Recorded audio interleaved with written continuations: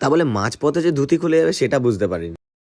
Hello hi, আমি দুর্জ। আজ আমি হনুমান জয়ন্তীতে কি করলাম সকাল থেকে সেটাই তোমাদের সাথে শেয়ার করবো। সকাল সকাল উঠে পড়ি ঘুম থেকে, আর উঠেই ফার্স্টে চলে যাই স্নান করতে। তারপরে এসেই দেখি দুজন অতিথি আমার ঘরে নতুন করে বাস করা শুরু করেছে, আর এই কপত কপতির মাঝখানে নিজে কেমন যেন থার্ড হুইল মনে হচ্ছিল।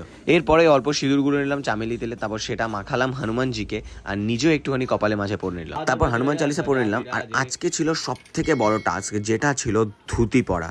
আর আমি আজকে প্রথমবারের মতো করে ধুতি পরবো। প্রথমে সার্চ করে নিলাম ইউটিউবে কি করে ধুতি পরতে হয়। কোনো কিছু শেখা আর প্র্যাকটিক্যালের মধ্যে কতটা ডিফারেন্স আজকে আমি বুঝতে পেরেছিলাম। ফার্স্টেই তো ধুতি পরা দেখে নিয়েছিলাম কতটা ইজি ইউটিউবে, তারপরে যখন হাতে ধুতিটা নিই বুঝতে পারি যে ধুতিটা অনেকটা লম্বা হয়, অনেকটা বড় হয়। অবশ্য ছোট ধুতিও পাওয়া যায়, সেটা আমি পরে জানলাম। ইউটিউব মত অনুসারে ফার্স্টেই ধুতিটাকে নিতে হবে কুচি করে নেওয়ার পর সেটাকে তারপর হাফ করে নিজের গায়ের মধ্যে পেঁচিয়ে নিতে হবে। বাট আমি যখন সেটা করতে গেলাম তখন আমি দেখতে পেলাম আমি পরে আছি পাঞ্জাবি, যেটার ওপর দিয়ে পরা কখনোই পসিবল ছিল না। তারপরে দেখলাম হাফ কুচিটাকে পায়ের নিচ দিয়ে গুটিয়ে পেছনে আটকাতে হবে। ধুতিটাকে পেছনে আটকানোর পর মনে হলো যে না, এটা ধুতি কম গামছা বেশি মনে হচ্ছিল। তারপরে বুঝলাম যে এই টিউটোরিয়াল থেকে তো কাজ হবে না।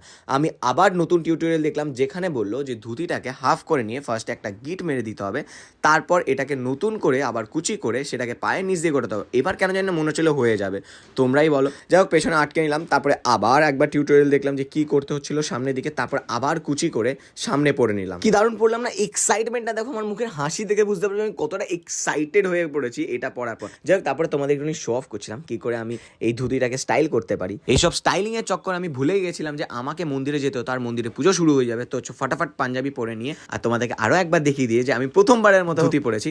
তো যাই হোক, চলো এবার যাই মন্দিরের দিকে। আর পরের ব্লগে তোমরা দেখতে পাবে যে আমি মন্দিরে কি কি করলাম আর কিভাবেই আমার ধুতিটা খুলে গেল, আর মন্দিরে কিভাবে পুজোটা পুরোটা হলো। তোমরা অবশ্যই দেখতে পাবে নেক্সট পার্টে।